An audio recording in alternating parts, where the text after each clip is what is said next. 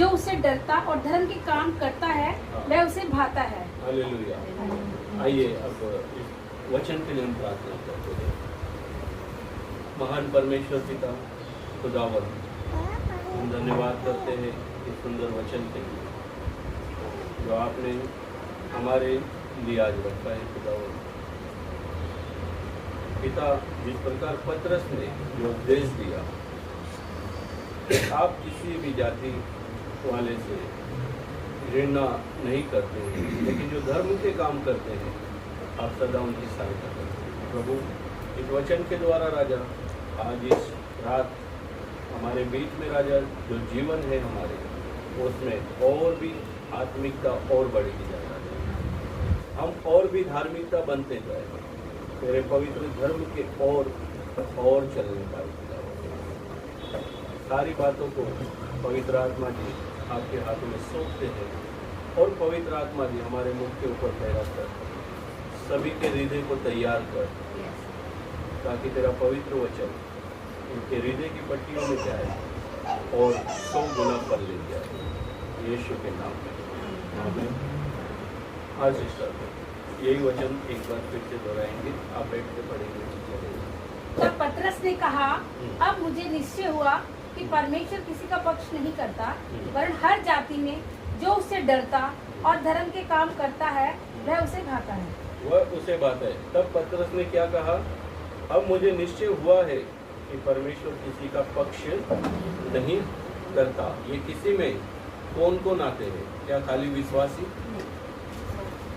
उसकी सारी जाति, क्योंकि परमेश्वर एक है। एक का मतलब है पिता एक है और सारे उसके बच्चे हैं। तो यहाँ पे लिखा है किसी का पक्ष वो नहीं करता। आगे क्या बोलता है? वर्ण हर जाति में जो उससे डरता है। किससे डरता है? परमेश्वर से डरता है और धर्म के काम करता है, वह उसे भाता है। 36 वचन पढ़िए सिस्टर। जो वचन उसने इजराइलियों के पास भेजा जब उसने यीशु मसीह के द्वारा जो सबका प्रभु है शांति का सुसमाचार सुनाया, वह वचन तुम जानते हो, जो योना के बपतिस्मा के प्रचार के बाद गलील से आरंभ होकर सारे यहूदियों में फैल गया। परमेश्वर ने किस रीति से यीशु नासरी को पवित्र आत्मा और सामर्थ से अभिषेक किया। वह भलाई करता और सबको जो शैतान के सताए हुए थे अच्छा करता फिरा, क्योंकि परमेश्वर उसके साथ था। क्योंकि परमेश्वर उसके साथ था। आज यदि हमारे जीवन में समझना है परमेश्वर हमारे साथ है क्या नहीं, तो ये वचन आज हमें सिखाता है कि हम जो कार्य कर रहे हैं वो वचन तुम जानते हो, जो योना के बपतिस्मे के प्रचार के बाद गलील से प्रारंभ होकर, गलील से शुरू होकर यहूदियों में फैल गया। कहाँ से? गलील से प्रारंभ होकर और कहाँ तक फैल गया? यहूदियों में फैल गया। गलील से प्रारंभ होकर पंजाब में फैल गया। गलील से प्रारंभ होकर बॉम्बे में फैल गया। गलील से प्रारंभ होकर हरियाणा वालों को छू लिया। हालेलुया। क्योंकि ये फैलना, ये जैसे बादल परमेश्वर ने अपने शब्दों में बना दिया और ये पूरा फैल गया, उसका एक शब्द ऐसा फैला, तो ये पवित्र वचन क्यों ना फैलेगा? हालेलुया। तो जिस प्रकार अन्य जातियों के बीच में जब ये वचन गया, तो आगे लिखा है यहूदियों में फैल गया। परमेश्वर ने किस रीति से यीशु नासरी को पवित्र आत्मा और सामर्थ से अभिषेक किया? किसने किया? आज हम किसकी आराधना करते हैं? परमेश्वर की। तो इसमें लिखा है परमेश्वर ने किसी रीति से यीशु नासरी को पवित्र आत्मा और सामर्थ से, पवित्र आत्मा भी थी लेकिन वो सामर्थ थी। कैसे थी? आज हमारे अंदर पवित्र आत्मा है, यदि उसकी सामर्थ हमारे जीवन से प्रकट नहीं हो तो हम क्या बोलेंगे? पास्टर जी, मैं सुन रही हूँ। हाँ, यदि पवित्र आत्मा हमारे अंदर है और उसकी सामर्थ्य यदि प्रकट ना हो हमारे जीवन से, तो हम क्या क्या अनुमान लगाए उस चीज का? पवित्र आत्मा परमेश्वर है तभी तो सामर्थ्य है। नहीं, अगर नहीं होती है, क्योंकि मैं बिल्कुल नया हूँ, लेकिन परमेश्वर ने ये छोटा दिमाग है ना बहुत खोला है जी। वचनों के ऊपर खास करके, क्योंकि सभी लोग बोलते हैं मेरे अंदर पवित्र आत्मा, मेरे अंदर पवित्र आत्मा। प्रभु का वचन क्या बोलता है? प्रभु का राज्य बातों में बातों नहीं, में नहीं, इसमें है सामर्थ्य है। तो बोलने वालों मेरे अंदर पवित्र आत्मा है, तो सामर्थ्य सामर्थ्य कहाँ है? वो कहाँ छोड़ दी? तो ये बड़ी गहराई वाला वचन परमेश्वर ने हमें दे दिया है, पावर भी नहीं चाहिए। जो पवित्र आत्मा के ऊपर निर्धारित है। और जिसमें पवित्र आत्मा नहीं है उसका जीवन कैसा है? मृत्यु के समान। और जो कर्म हम पवित्र आत्मा के अनुसार नहीं कर रहे, वो कर्म हमारा, सेवा हमारी गिनी नहीं जाएगी। हमने 100 बार झाड़ू मार दी एक कलीसिया में, लेकिन अंदर यदि कुड़कुड़ाए तो वो चीज हमारी सेवा, तो सारा पवित्र आत्मा का ही दारोमदार है। लेकिन परमेश्वर ने जो वचन में बहुत अच्छा कहा, पवित्र आत्मा और सामर्थ्य से अभिषेक किया। सामर्थ्य से भी अभिषेक किया है, पहले पवित्र आत्मा दी लेकिन सामर्थ्य भी दी।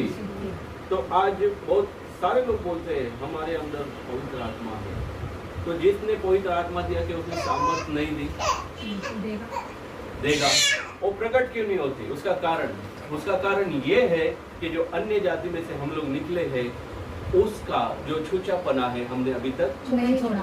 हमें, क्योंकि जब बेटी अपना घर छोड़ के शादी होकर दूसरे के घर में जाती है, उसकी मान मर्यादा को उसको निभाना पड़ता है, ठीक है ना? तो हम भी अन्य जाति में से निकले हैं और पवित्र आत्मा के सामर्थ्य में गए हैं, तो उसका नियम निभाना पड़ेगा। नहीं तो दूल्हा बोलेगा ये पत्नी से मैं शादी करके तंगा गया। तो परमेश्वर हमारे बारे में भी क्या ये सोचता होगा कि मैंने इसे चुना, मैंने मेरे काम के लिए चुना, लेकिन ये तो आराम कर रहा है। क्यों? क्योंकि जहाँ पे सामर्थ प्रकट होती है, वहां पर बंधन टूटते हैं, बंधन टूटते हैं, बंधे हुए काम खुल जाते हैं और आशीष का बादल नीचे उतर गया। इसीलिए सामर्थ, परमेश्वर ने क्या कहा? परमेश्वर ने किस रीति से यीशु नासरी को पवित्र आत्मा और सामर्थ से अभिषेक किया? वह भलाई करता और सब को जो शैतान के सताए हुए थे अच्छा करता फिरा। कितने काम कर दिए? भलाई कर दी। और वो भलाई यही थी जो शैतान के सताए हुए है। आज किसी इंसान के अंदर शैतान है तो हमारे बाजू से जाता है।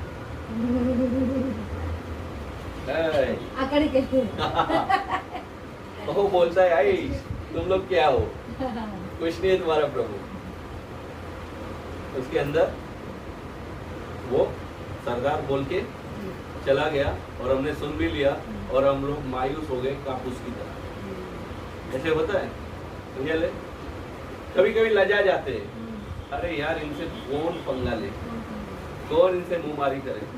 लेकिन जब पौलुस को कहा गया कि ये सारे भूतों को भगाने वाले, उसने क्या बोला? उसने क्या कहा? शैतान चुप हो जा, निकल गया।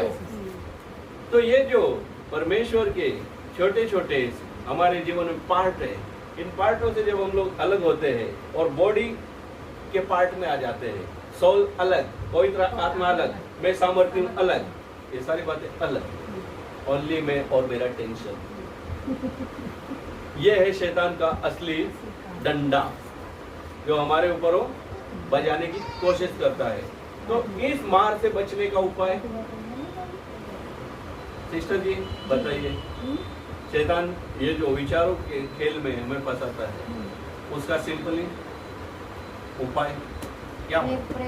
और प्रभु की आज्ञाओं पर चलना, उसकी बातों को मानना, उसके जीवन को अपने जीवन में लाना और फास्टिंग।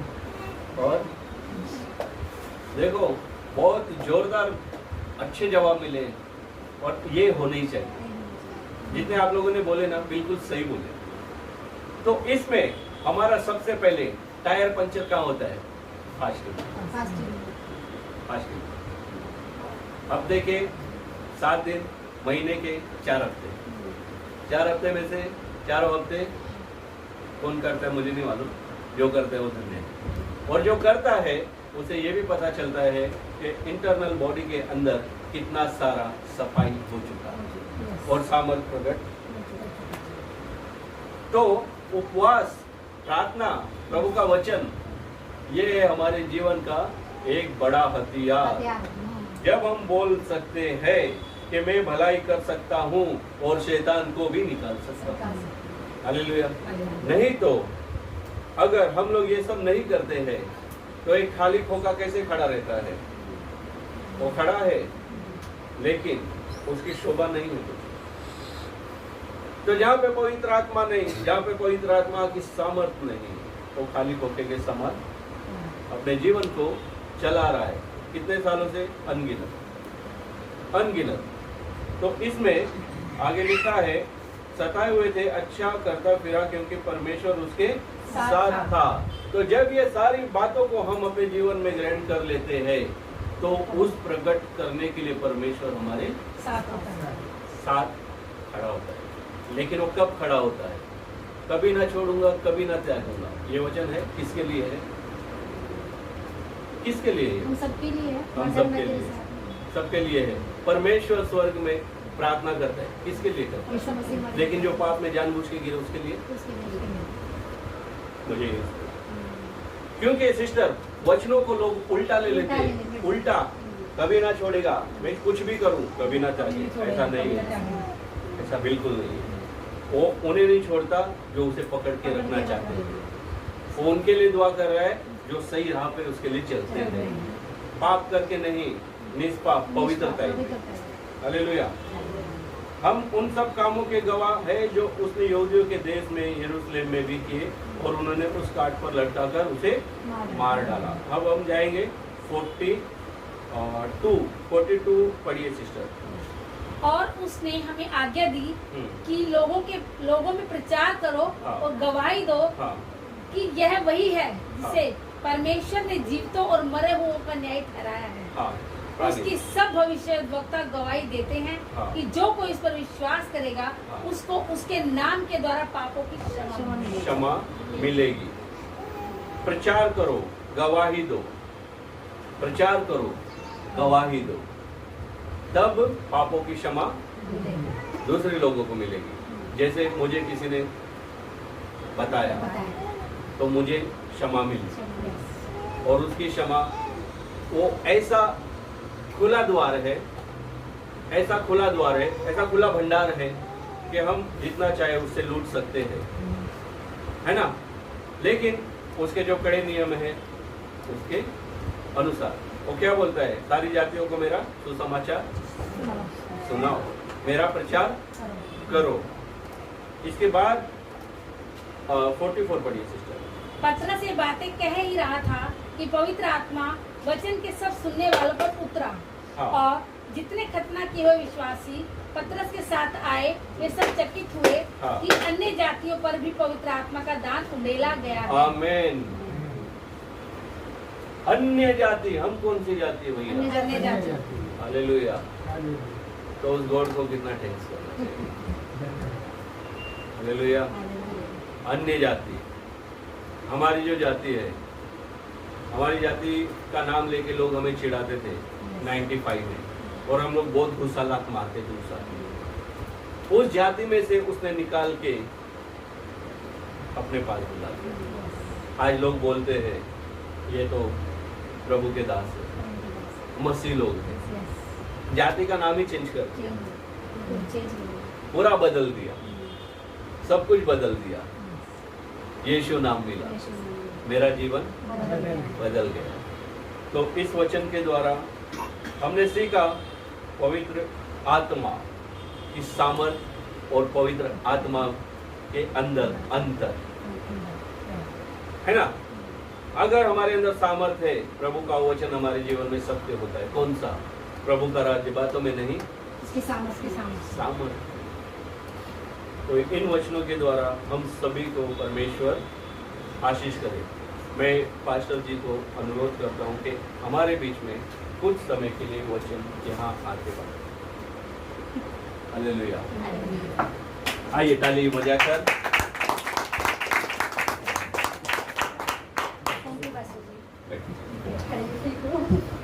बैठोगे चलेगा, आप पास्टर मेरी आदत है मैं खड़े होकर ठीक है। तो हम थैंक यू आप बैठो। नहीं, मैं यहाँ पे बैठूंगा। नहीं, चलेगा। हाँ। प्रभु का धन्यवाद बहुत अच्छे मैसेज के लिए। पास्टर जी ने बहुत अच्छा मैसेज दिया, मैं धन्यवाद करती हूँ। और आप लोगों को भी बहुत बहुत मुबारकबाद, आपकी एनिवर्सरी है आपने बताया, और मैं प्रभु को बहुत धन्यवाद करती हूँ कि इतनी दूर से आपकी एनिवर्सरी में शामिल होते हैं।